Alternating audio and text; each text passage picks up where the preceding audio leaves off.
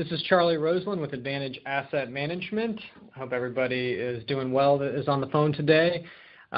Today we have the final presentation / seminar from Dr. David Schein for the year. So as an appropriate topic for the final presentation of 2018, he's going to be discussing the real estate market, how we've done this year in 2018, both from a national perspective and a more local perspective, and then some things to expect as we look ahead at 2019, which with everything going on between politics and the economy's ups and downs, oil and gas, everything like that, as far as the Houston market goes, should be fairly interesting in general. So introducing Dr. Schein, he's been with us here several times. I think everybody knows he is the broker of the management company, as well as being a licensed attorney in the state of Texas. So both a licensed attorney and licensed broker now for over 40 years in the state of Texas and also in the state of Virginia.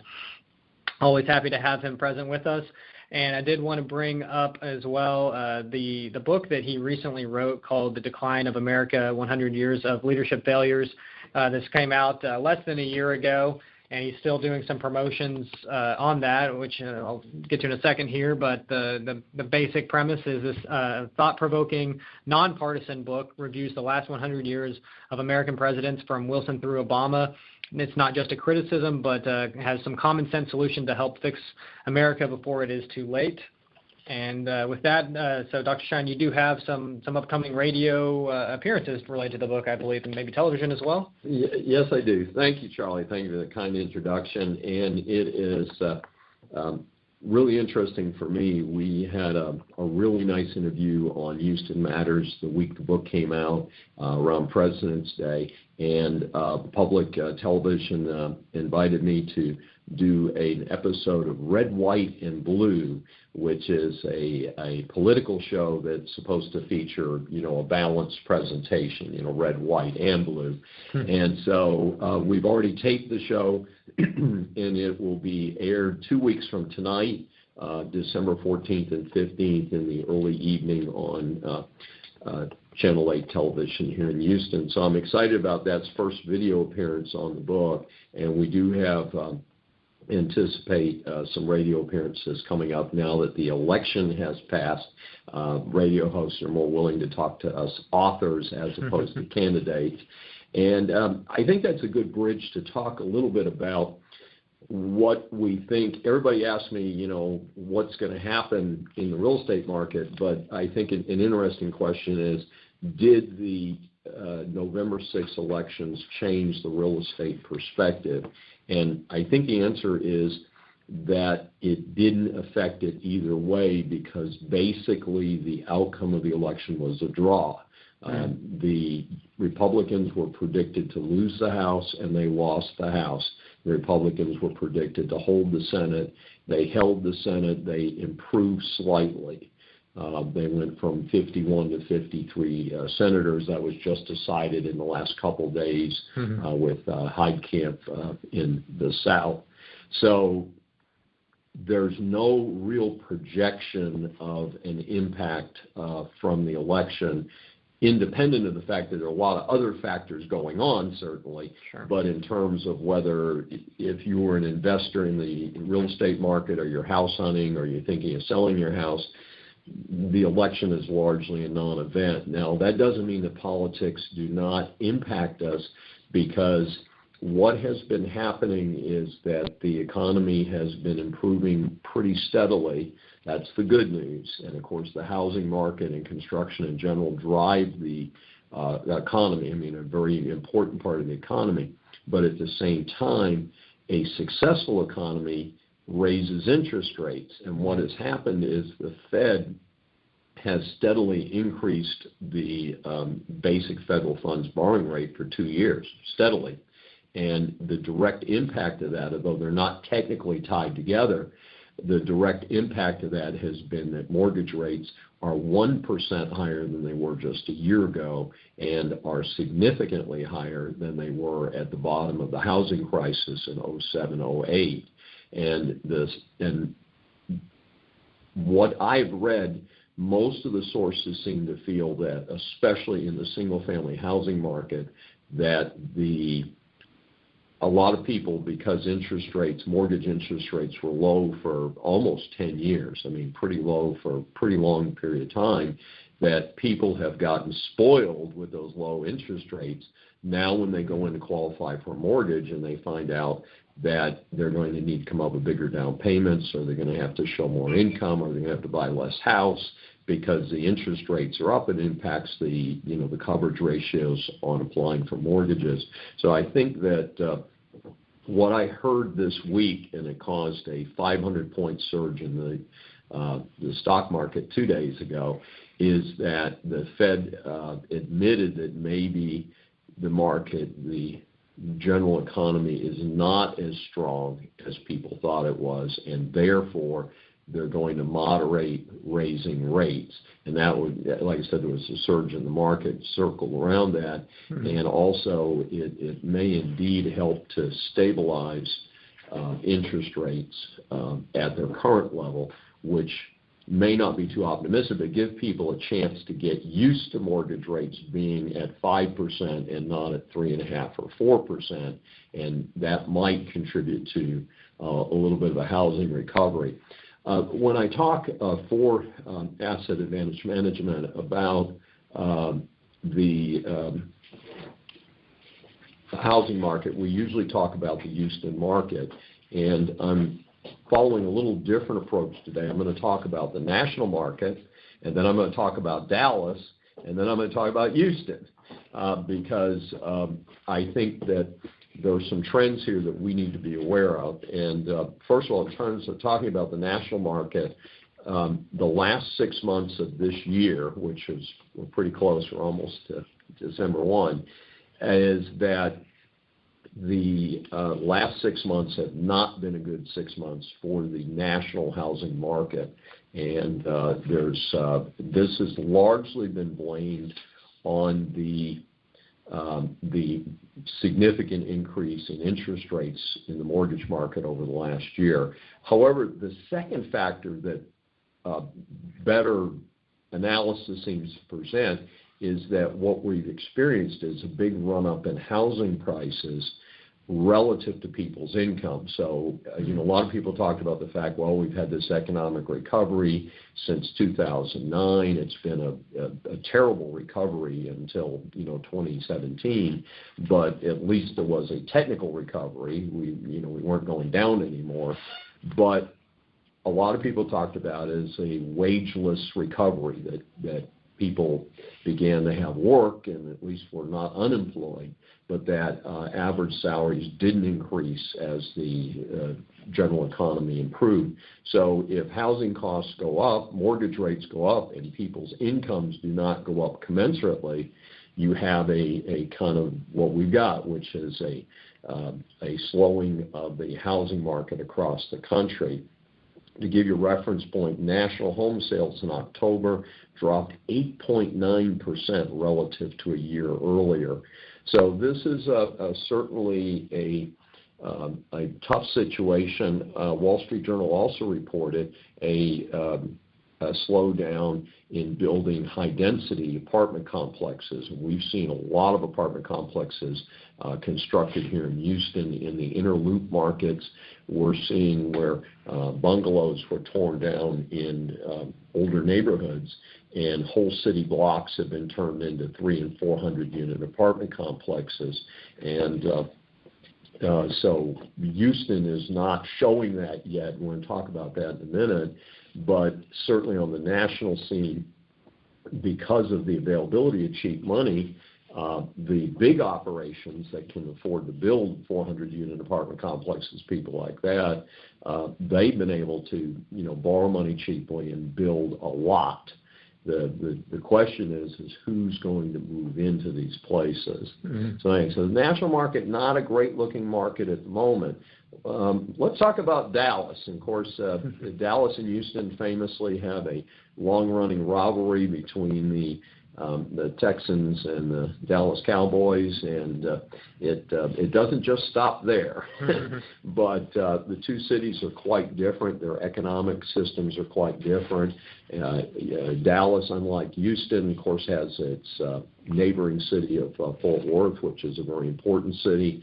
There's a couple other cities in there like Arlington, Texas, Irving, Texas, that also contribute to that market, which generally is regarded as more cosmopolitan. I don't know that that's still true today, given the many high-end restaurants and theater and arts activities we have here in Houston. But be that as it may, your recent article came out talking about the fact that featuring Dallas as a specific example of the national housing market, which I thought was fascinating.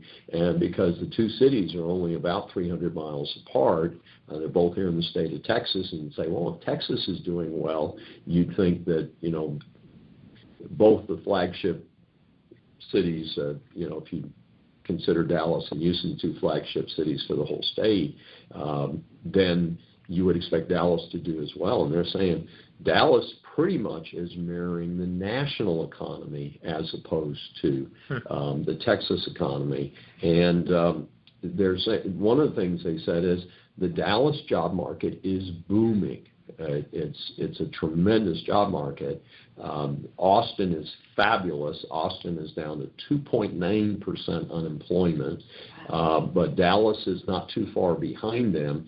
But again, the same factors I mentioned a minute ago on the national scene are happening in Dallas. There's been a sharp increase in housing costs.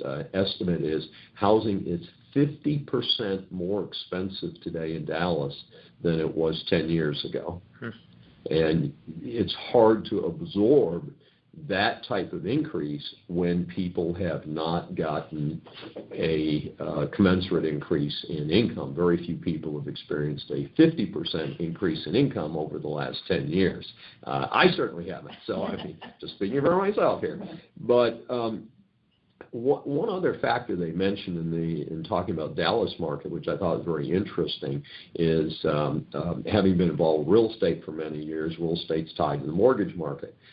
Apparently, that's not always true in some of the premier markets like New York City and especially Los Angeles and San Francisco, where apparently they have a lot of cash buyers. So they said that Dallas is even more impacted than some other markets by increasing mortgage rates. So it says that it is a disproportionately higher percentage, like 85% of your Dallas buyers are going to be getting a mortgage, and on the West Coast in New York, that's a much lower percentage. So those people are not affected by the increase in the mortgage market. And I'm guessing if you're buying your house for cash, you're not real worried about a 2% increase in salary. So let's just say that. So, and it may be that people have sold in other high-priced markets and are carrying enough cash, have made enough equity to do things like that. Another fact that was mentioned that people may have overlooked is if a homeowner today or a homeowner family today is in a mortgage at 3.8 or 4%, it's a lot harder to get those folks to come into the market, to put their house into the market and say, hey, we're going to sell our house and move up, when the replacement house will require a 5% mortgage. So I hadn't really thought about it that way, but there's been a discussion about the fact that the market seems to be struggling, and at the same time, there's not a lot of inventory. So a lot of times we assume if inventory is low, prices are up. But here we have an odd situation where prices are not up and inventory is not up either. So apparently it's largely because we're in this bind. Like I said, I'm sorry, I'm jaded. I remember the 1980s. I actually had a mortgage at 13.1% in 1982, and the market peaked out at 18% interest, which is almost an inconceivable interest rate. That didn't, fortunately, the United States government, unlike many governments around the world, was able to get control of interest rates. And somebody who doesn't get a lot of credit, by the way, for that is Gerald Ford, who actually did pretty good coming into a tough situation and helped clean things up. And then the Reagan administration, largely due to a much improved economy during the Reagan administration, made some pretty good strides. And we've seen to, since the 1980s, the late 1980s, have gotten things stabilized where inflation's been under control for a fairly long time, and mortgage rates have come down. Although I think, in fairness, in looking at mortgage rates, that mortgage rates dropped to an artificially low level. So I consider 4 or 5%. If you look at historic trends going back to the 50s and 60s even, a 4% or 5% mortgage is not a bad mortgage. And when I got that 2 7/8% mortgage on one of my current rental properties back in 2000, back several years ago, I knew that was a heck of a deal, but it was a one-time deal. Yeah. And so I think once the market may even out a little bit, once people realize that 4 or 5% interest rate is not a bad deal on a mortgage. But again, compared to what it was a year ago, 5 years ago, yeah, you can understand that people need to readjust. The other national factor that's been talked about a lot is that our millennial population are just now getting old enough to be in the housing market. They're not quite there yet. They're still, if you were born around 1999, 2000, you're probably still in college. You're not quite in the housing market. But the X generation prior to them certainly is at house buying age. And this generation, unfortunately, has been the one that's been referred to as the yo-yo generation. A lot of them have moved back into their parents' houses, unfortunately, especially the males. And in fact, one of the more interesting national trends is the increase in home purchases by single female buyers.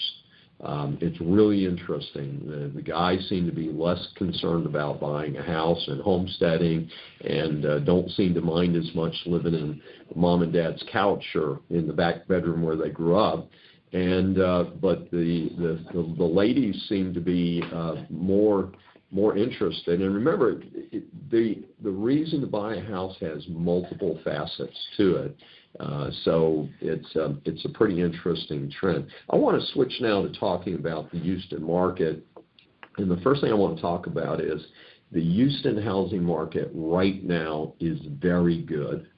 It's good right now. However, I am very concerned, and in fact, I heard on the news this morning, before I did this presentation, that oil price in Houston is $50.52. Anytime in Houston that oil prices are below $60 a barrel, watch your wallet. So while I'm going to give you a good report generally on the Houston housing market, I need to coat that with a lot of caution for 2019. So let's take a little look at what we've got. The market in September was down, and there were a lot of reports about that, but it's a kind of an illusion because when housing markets are reported, they're reported against a year earlier. Well, a year earlier was Hurricane Harvey, and in September, a lot of people dumped their houses because they didn't want to fix them up. If they didn't have insurance and all that, so we had a bizarre heavy housing market in September of 2017. So it would be tough for the housing market in September 2018 to top the large number of unit sales. And but I can tell you that October was a good comparison month. And in October, they sold 6,716 single-family homes compared to 6,417 a year earlier. That's a 4.7% increase. So usually the percentage makes more sense. So almost a 5% increase year over year in housing sales in October. So that's some pretty fresh information. For the year as a whole, we are 5.3% ahead of 2017 at this point. Now, inventory of housing did increase slightly, but it's still pretty reasonable. It's 3.7 to 3.9 months. Is a very tiny increase in inventory. The reason we care about inventory, of course, is that also is a reflection of how long houses sit on the market, whether people have choices in the market. And most people would say that a 3 to even 5 month supply of housing is a healthy housing market, that the housing market is pretty strong. So we again, with a lot of metrics that we're looking at here, a good year-over-year housing sales, a good October housing sales, and a reasonable inventory of housing, that we have the basic numbers here look very good for the city of Houston and the surrounding area. At the same time, single-family houses pricing rose a little bit, 3.6%, and the average price increased 3.5%. So these are reasonably healthy increases year over year in the sale price of the houses. Some interesting related statistic is the housing segments experienced gains except for houses priced at $150,000 and below. And my observation on that is I think that Houston, which historically was one of the cheapest housing markets of the big cities, is that simply no longer true. And I think there's just the reason that the sales of houses under $150,000 is down is because there just aren't too many of them left. And the few people are in them are probably clinging to them because they can't replace them. And this is one of the things that we see in neighborhoods that are gentrifying, where real estate taxes have gone up, and is that sometimes elderly people who in other generations might have moved to condos or moved to other things, they can't afford to move because they won't get very much money for their house. The houses are not fixed up. The houses do not have modern kitchens and bathrooms and so forth. But they can't afford to leave because the alternative housing, I mean, the cost of living in a assisted living facility is very high. So I think, we don't have very much housing inventory left in Houston that's in this sub 150 range, but also that it's not a lot of turnover because the people who are in those houses are unable to afford the alternative housing that they might move to. So, obviously that has a longer-term impact. A bit of a surprise to me, because this is at odds with what we mentioned the last time we did a market update, is the strongest segment in Houston is what's considered the luxury market, which is 750 and above, jumped 12% in October. And that is a very dramatic increase. And it's a bit of a surprise to me, because a lot of the well-paid jobs in Houston ride on the oil industry. But again, you may have what's called a carryover effect, where oil prices during the summer were pretty strong. The drop in oil prices is fairly sudden, so these people are being compensated or have jobs based on last summer's oil prices, not November 30th, very low oil price. And so I would predict that particular market may be the largest declining market as we move into 2019. So let's see how I do on that prediction there. Note that single-family home rental, which is an area that we're concerned about here at AAM, rose 7.3%. However, townhouses and condominiums fell 6.8%. And I'm going to come back to that in a minute, because Houston has one traditional characteristic despite the urbanization of downtown Houston. It is that we have historically been a city of single-family homes. The return on investment in townhouses and condominiums has consistently been very modest. And every time people seem to guess and say, you know what, Houston's really urbanizing, we're really going to get we're going to start getting good returns on townhouses and condominiums, a couple years go by and it doesn't turn out. I have a personal example.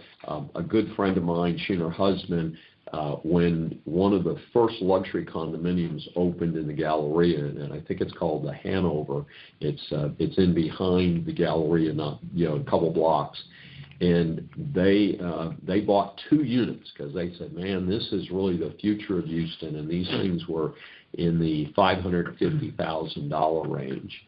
And they ended up dumping one at a loss, and the other one they still own, and it's basically worth $50,000 or $60,000 today, less than they paid for it 10, 12 years ago. Wow. So betting on the condominium market or the townhouse market in Houston, again, and these rental numbers bear that out, is a even more risky proposition than whether single-family homes are or are not a risky proposition. So it's important to see that. Now, at the same time, the dollar amount of rent went down slightly. Average rent for single-family homes declined 1.1%. And in a bizarre report, which I don't think represents long-term, average rent for townhomes and condominiums edged up slightly. That's largely due to the fact that they're cheaper. The average rent for condominium townhomes is $200 a month less than renting a single-family house, and there's also usually less maintenance and upkeep involved for the tenant. I wanted to touch on the apartment complexes. I mentioned that a few minutes ago, and surprisingly in Houston, again, given that I think we're riding numbers from oil prices being pretty good during the first half of 2018, is that Houston added 110,000 new jobs, which, by the way, is a national leading figure, outstripping even a huge market like New York City. Wow. So we are definitely a jobs leader, although Dallas and Austin certainly are no slacks either. The oil price rebound from very low prices in I usually use 2015 as the base year. The report I saw was saying 2014, but I think really 2015 is the correct number for the base year, where oil prices dropped very dramatically from like $100 a barrel to $50 a barrel. But again, we have not seen the impact of this sudden drop in oil prices. So I think it's going to be interesting to see if that's going to be long-term or short-term.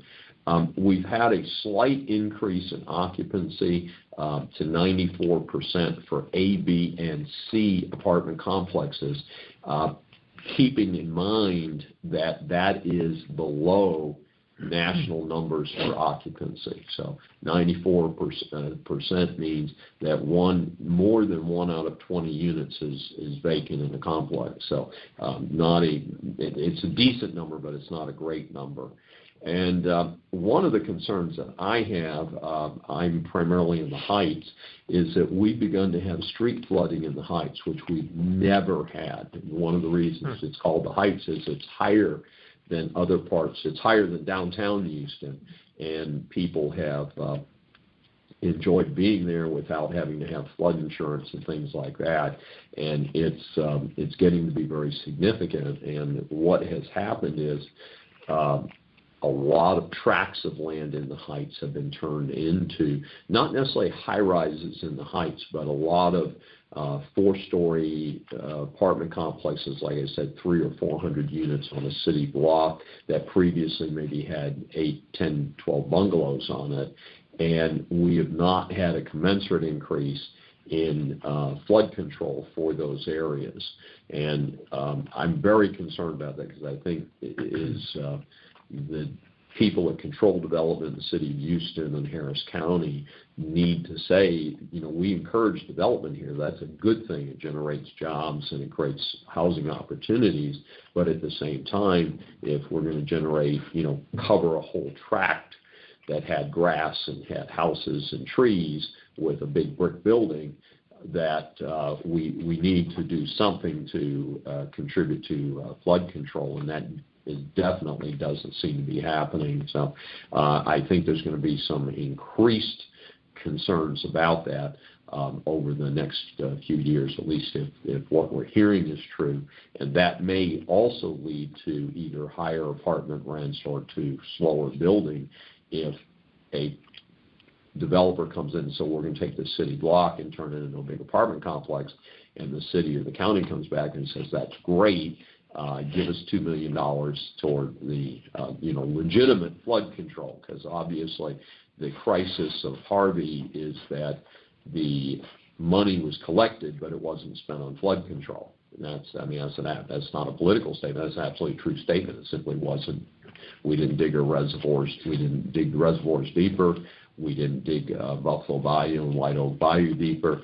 I don't know what they did with the money, but they certainly didn't spend it on very basic things that could have been done for flood control. And I think that is going to play an increasing factor in the Houston market. So we had floods in spring of 2016, floods in spring of 2015. We had Harvey in 2017, and we've got to get control of the situation. I mean, this is, and it could lead to helping Dallas out, because if people are coming to Texas and have a choice between Dallas and Houston, if Houston doesn't get control of this flood issue, then it may push people to other markets, including Corpus Christi or San Antonio as well.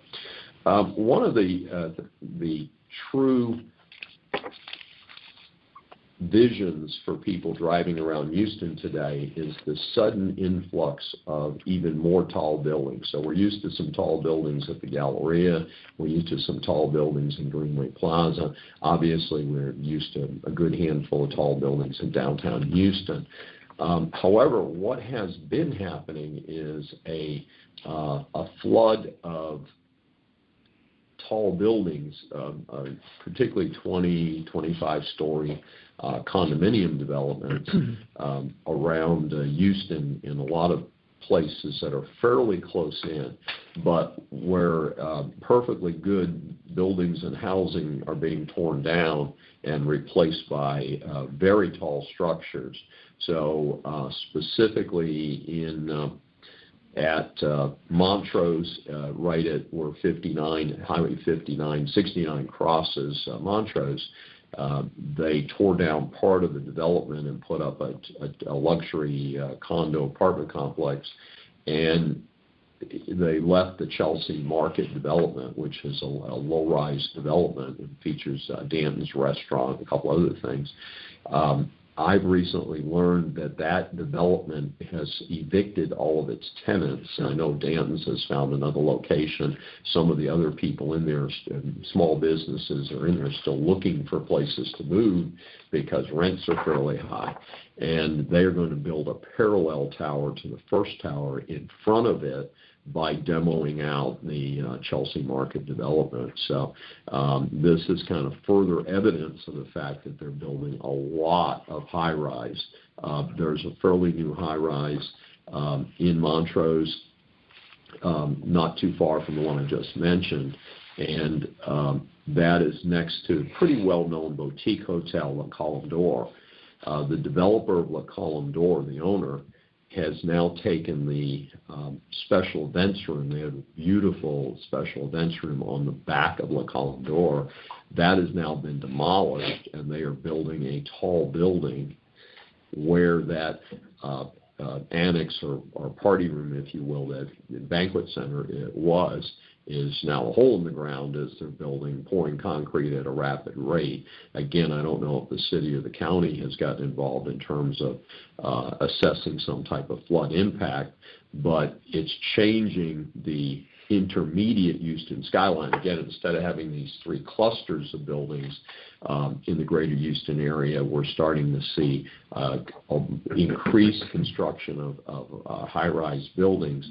And again, relating back to what I said a few minutes ago, is that Houston has traditionally favored single-family homes. The rental cost for these properties is very stout. We're talking for a, and these all they have high ceilings, they have nice appliances, they have modern kitchens and bathrooms. I mean, as you would expect, many of them have nice balconies and things like that. But it is rent in most cases. It's not a mortgage payment, which has got at least some tax deductibility to it. And the rents routinely are running to $2,500 to $3,000 a month. And I'm just wondering how many people in Houston are in a position to rent at that level. And it's pretty stout. I mean, even in the Heights apartment complexes, they're talking $1,700 a month for some of these new complexes for a one-bedroom apartment. And that's some pretty stout stuff. Obviously, a lot of this appeals to the younger market, where they're not concerned about schooling and having space for children and things like that. But many of those younger people, when they do decide to have families, follow their parents' lead and pack up and move to the suburbs, which I think is an interesting phenomenon. And then that raises the follow-on question, who moves in behind them?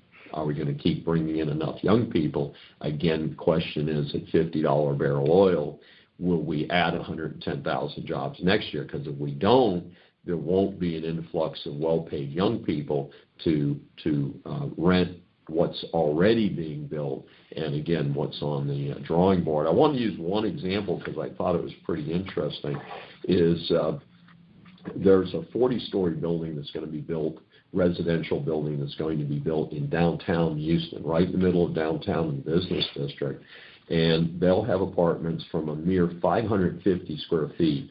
Folks, that's a large closet in many houses in suburban Houston. The larger units will be 1,900 square feet, which is a nice two-bedroom apartment with a study and perhaps a nice sitting area. It'd be 1,900 square feet. But the rents will be from $1,800 a month for that 550 square foot apartment to $5,800 a month for that 1,900 square foot apartment. Now, these are, of course, the projected rents based on what they've got the banks to finance. I'm going to be very interested to see whether they can actually get those numbers once this building is actually completed. And if oil prices stay at $50 a barrel, I think those rents might be half that in 2 years when that building is most likely going to be completed. I feel, based on my long time working with the greater Houston market, that we are seriously overbuilding the high-rise market. I think the new construction is going to be a problem. One of the things is I think it has a very defined market for people who are willing to live in shoeboxes in high buildings. There's a loss of privacy. There's a loss of space. And again, there are some young people who are comfortable with that, but the question is, do they have enough money to pay these new higher rents? And secondly, are they going to stay there very long? Because the pattern would be, they do that for a couple of years, and then they say, hey, it's time to move out suburbs and have some kids and stuff like that. This is not a good neighborhood to do that. And so I think that this could be a very scary situation. If people say, well, you don't really know what you're talking about. And all I can say is I went through the Houston housing crisis in 1987. And the housing crisis in 1987 was a dramatic overbuilding of office buildings and other large structures.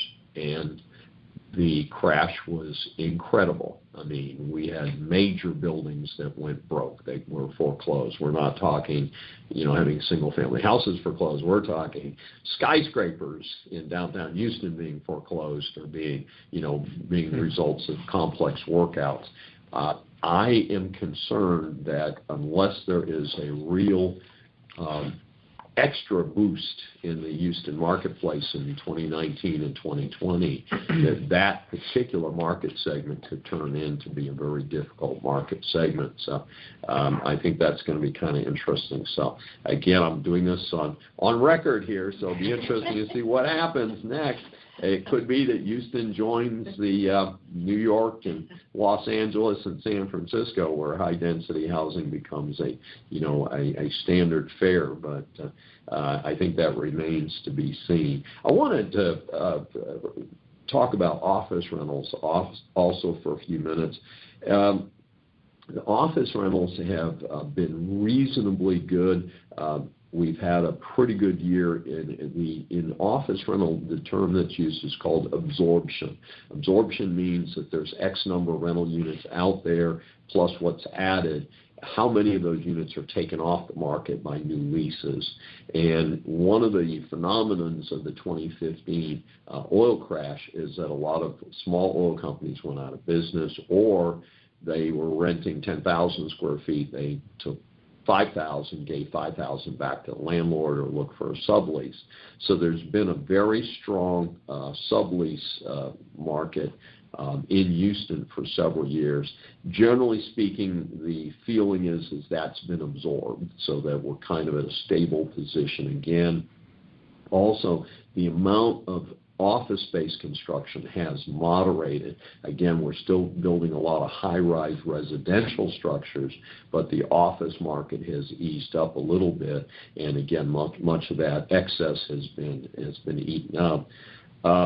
Where we do see a possible bright sign in the continued bright sign, if you will, in the office market is that there are a lot of projections of new manufacturing facilities for chemicals and oil refining. And the projection is that if these facilities are actually built, that not only will they create a short-term boom in construction employment in the greater Houston area, but they will also provide a need for additional office space. And so that some of the byproduct of having more production space is that there will be office workers associated with that. So that could be pretty strong. And so that could be a decent spot. But again, if oil prices continue to linger at $50 a barrel, I think we could roll right back to 2015. So wrapping up, I talked about the fact that I don't have a good feeling for what I don't feel that we've got a bright projection for the high-rise residential building market. I think it's seriously overbuilt and overpriced for what people are willing to pay. And again, these buildings were built based on some of the projected sample rents that I just gave you. And I think when these buildings are actually completed, unless we continue to have a red-hot job market and bring more young people in from the Northeast and the North Central states, that there's going to be a cannibalization of the market, meaning that the young people will come into the market and they'll be in one place, and then there'll be a brand new building 2 blocks down. That brand new building desperately needs to get people in, so they'll say, well, you were paying $2,000 a month over there for that nice 1-bedroom. We'll rent it to you for we'll give you the first month free, and we'll give it to you for $1,800 a month for the next 11 months. And so you're going to run into a cycle where unless there's enough new bodies to take up the space, that I think that's going to be a very tough market. Moving on to single-family marketplace, I think that a safe projection is a caution projection. It could become a good buyer's year in 2019. We haven't had a buyer's year in a little while because the market's been going up steadily. Now, when we talk about buyer's market, obviously there's 2 levels of buyers. One are people who want to live in the houses, and that could include some of these people who may be exiting these high-priced, high-rise residences and are looking for a house to have more real estate, have a family, and so forth. But The other is that we've got an investment market, and of course AAM provides services to landlords. And the question is, are we going to have more landlords? I think it could be a reasonably good year to acquire rental real estate, but I think we need to be very, eyes wide open about what's happening. And so that if you're looking at buying one or more single-family houses to, hold them for rental, that being realistic about the projected rents for those properties, I think is going to be very important. So if you're buying a single-family house for $200,000 with the expectation that it's going to consistently rent for $2,000 a month, which would be a normal projection, it's very important to check that market. And again, we go by micro markets when we start talking about sales prices and rents to make sure that that market would support that level of rent. Nothing wrong with buying a rental house. And of course, if you're holding it individually or you're holding it in a tax frame like an LLC, you may be able to write off those losses, so it may not be a bad deal. But I'm not Pollyanna, and I don't think people should be buying a bunch of rental houses saying, oh, well, we're going to make a fortune, we're going to get in here and flip these babies, or we're going to get in here and make a lot of rental income and then flip them, generally speaking, a good caution flag is to say if it's a good property, if it's in a good neighborhood, if rentals have been strong in that neighborhood, then getting in there is good. But as I've mentioned in another program that I've done for AAM, is anybody that's playing as entrepreneurs, whether you're buying rental property or you're starting a business, needs to have a little bit of a deep pocket. You need to be able to survive the fact that when you first purchase a property, the property may need to be updated, cleaned, painted, things like that. You may have a little bit of delay in getting it rented. So you could be looking at post-closing 2 or 3 months without any rental income while you're spending money fixing the property up. So people need to be prepared for that and not expect, well, I'm going to buy this house at a really good price this week, and I'm going to have rental income starting next week.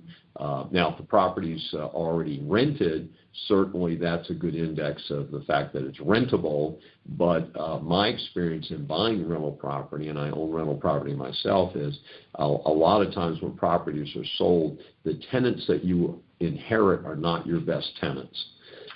Otherwise, the property might not be for sale.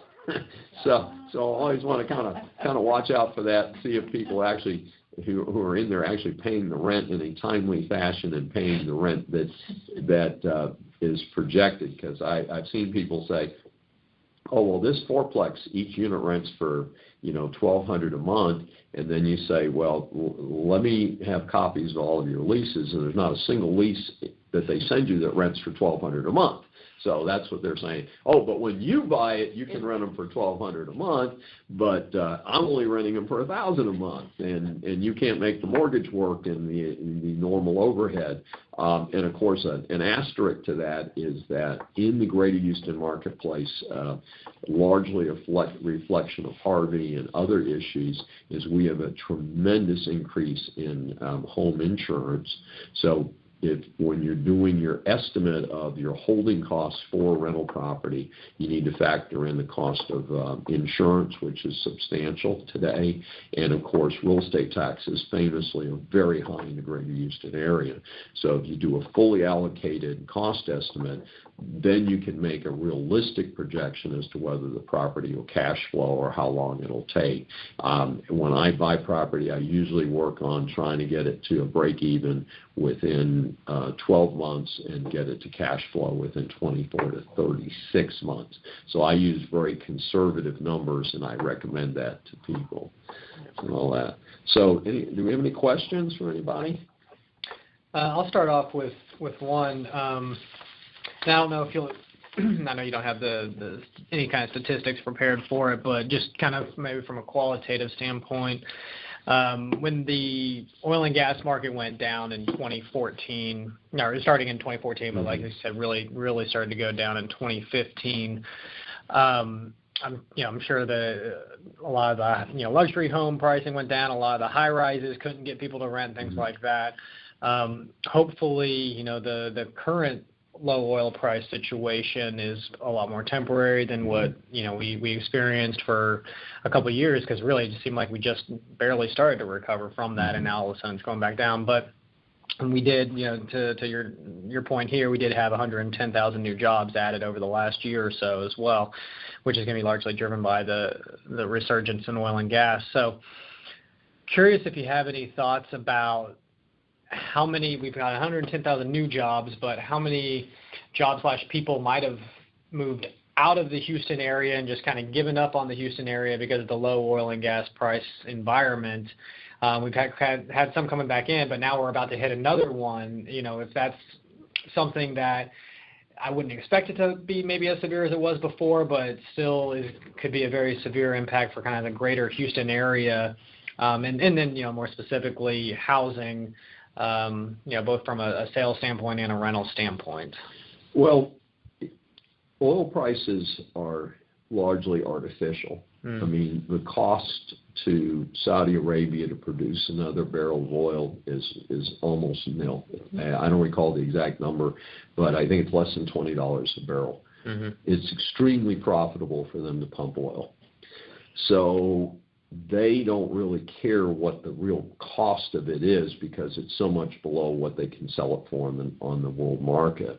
On the other hand, fracking costs money to make oil. So famously, we are number one in oil production this month in the world. But the question is fracking, as I've heard, relies on $70 a barrel oil. Normal oil production is $60 a barrel.